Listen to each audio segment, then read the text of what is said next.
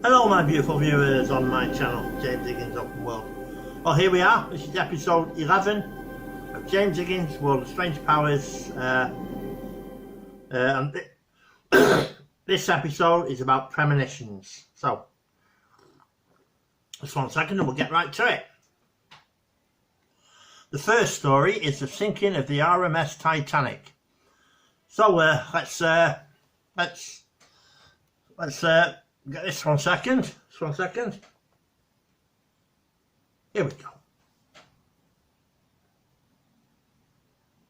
After the major tragedy that struck RMS Titanic on April 15th, 1912, many people came forward with claims of having foreseen the disaster. Whether or not they truly had a premonition is a different story altogether. But the most intriguing story that stands out is of the novelist Morgan Robertson. He famously wrote a novella, The Wreck of the Titan, describing the events of the drowning of a ship and the casualties caused due to the lack of lifeboats. The events described in the book are eerily similar to the sinking of RMS Titanic. What makes this story stand out among others is that this novella was written in 1898, much before the Titanic was even conceptualized. Bloody hell, eh? Hey! Wow! Let's get to the next story. Right, this next story, Sharon Tate, famous actress who was murdered by Manson family, had premonition about her death. Wow! Just 1 second. Right, here we go. Famous actress Sharon Tate reportedly had premonitions about her murder. Months before she and her unborn child would be murdered by the Manson family, Sharon had hallucinations about her death. She repeatedly had hallucinations about a dead body in her house with its throat cut open. She also kept seeing her dead house owner, who had committed suicide. Bloody hell, eh? Wow! 1 second. Right, here's another story. Here's another premonition. Here we go. 1 second.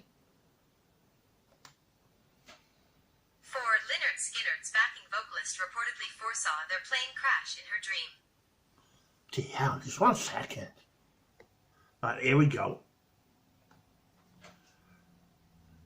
Joe Billingsley, backing vocalist of the original Lynyrd Skynyrd band, reportedly claimed that she had foreseen the unfortunate plane crash in which 3 members of the band died. According to her, she saw a plane crash in her dreams 2 days before the actual plane crash. She was also the only band member who was not on the plane that day. Bloody hell, eh? Bloody hell. Wow, just 1 second. Right, here's another one. Sandy Hook school shooting. Just 1 second. Just 1 second. According to the mother of a kid who suffered panic attacks just a couple of weeks before the actual shootings took place, her son was saved because of his premonition. Her son reportedly had panic attacks few weeks before the shootings, for which the doctors did not have any explanation. Also, whenever the principal tried to calm him down, Logan would start shouting that it's not a safe place to be. His mother took him out of the school, and after 2 weeks, the dreadful shootings happened. Bloody hell. Just 1 second. Alright, just 1 second. Here we go. 1 second. 6. Similarities between Reva Steenkamp's teenage drawings and her shooting incident is quite unsettling. 1 second. Just 1 second. Here we go. Here we go. Reva Steenkamp was a South African model and girlfriend of Paralympic champion Oscar Pistorius. She was shot dead by Oscar, who had supposedly mistaken her for an intruder. But according to her parents, Reva Steenkamp had a premonition of her death, but much before the actual incident happened.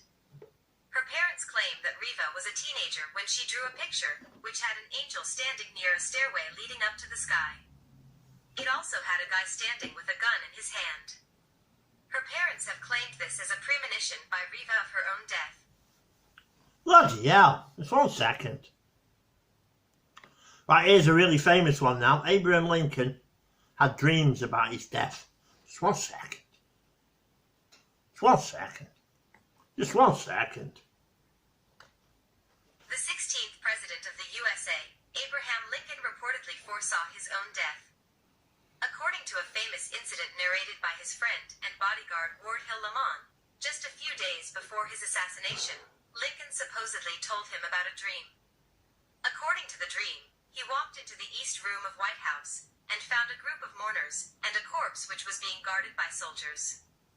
When Lincoln asked one of the soldiers who had died, a soldier replied the president. He was killed by an assassin. Gee hell, 1 second. Well, it says here, this is a little one, so I'll read this myself. Nostradamus famously predicted his death. Wow, just 1 second. Here we go.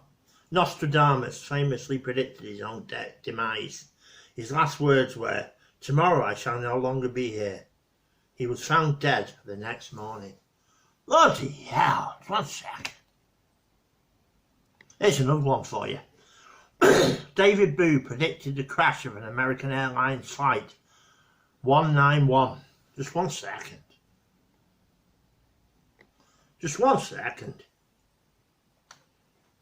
Flight 191 crash is the deadliest aviation accident in the history of America. It claimed the life of 273 people. The flight crashed soon after taking off from the runway. But what is really chilling about the accident is that the accident was predicted accurately by a man named David Booth. He reportedly had dreams about a flight crash in the exact way the crash of Flight 191 happened. Booth even approached the FAA, Federal Aviation Administration, officials warning them of a possible disaster. Bloody hell, eh? Eh? Wow! 1 second. Right, here's another story. Wait till you hear this one. My nan once had a dream about a woman standing at the end of her bed, telling her to move my mom and aunt out of their room. She had the dream for 3 nights before she finally told them.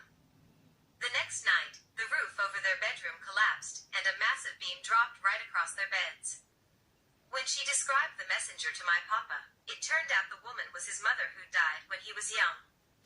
Bloody hell, eh? Wow! 1 second. Wait till you hear this one.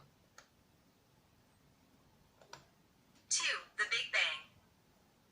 One night at about 4 a.m., I got the oddest feeling to go make sure all the downstairs windows and doors were locked.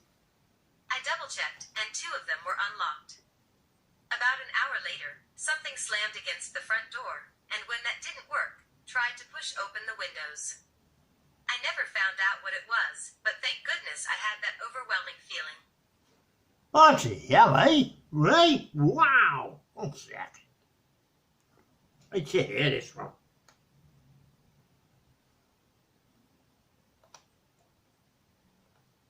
Just 1 second. Just 1 second. Wait till you hear this one. The Purple Premonition. A week before Prince died, I had a dream where I woke up, checked Facebook, and saw that Prince had passed. I swear.